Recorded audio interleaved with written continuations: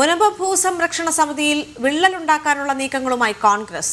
വിഴിഞ്ഞത്തെത്തിയ പ്രധാനമന്ത്രിയെ കണ്ട് മുനമ്പം സമരസമിതി പ്രതിനിധികൾ വഖഫ് ഭേദഗതി നിയമത്തിന് നന്ദി പറഞ്ഞതോടെയാണ് കോൺഗ്രസ് പ്രാദേശിക നേതൃത്വം സമര നേതാക്കൾക്കെതിരെ തിരിഞ്ഞത്. വ്യാജ പ്രചരണങ്ങളുള്ള ഫ്ലെക്സ് ബോർഡുകളാണ് കോൺഗ്രസ് പള്ളിപ്പുറം മണ്ഡലം കമ്മിറ്റിയുടെ പേരിൽ ഉയർത്തിയിട്ടുള്ളത്.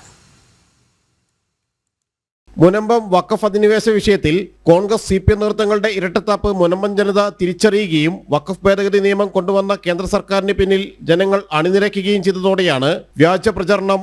ക്രൈസ്തവ സഭാ മേലധ്യക്ഷന്മാരെ വിമർശിച്ചെന്നും അധിക്ഷേപിച്ചെന്നുമുള്ള പ്രചാരണമാണ് നടത്തുന്നത്. മുനമ്പം കടപ്പുറം ഭൂസംരക്ഷണ സമിതിയുടെ നേതൃത്വത്തിൽ നടക്കുന്ന സമരത്തോടൊപ്പം തുടക്കം മുതൽ നിലകൊള്ളുന്ന ക്രൈസ്തവ പുരോഹിതരെയും കോട്ടപ്പുറം രൂപതാ ബിഷപ്പിനെയും സമൂഹ മാധ്യമത്തിലൂടെ അധിക്ഷേപിച്ചവരെന്ന് കുറ്റപ്പെടുത്തി സമരരംഗത്ത് മുൻനിരയിലുള്ള സെബാസ്റ്റ്യൻ പാലയ്ക്കൽ, ഫിലിപ്പ് തയ്യിൽ എന്നിവരെ പേരെടുത്ത് വിമർശിച്ചാണ് പള്ളിപ്പുറം മണ്ഡലം കോൺഗ്രസ് കമ്മിറ്റിയുടെ പേരിൽ ഫ്ലെക്സുകൾ വച്ചിരിക്കുന്നത്.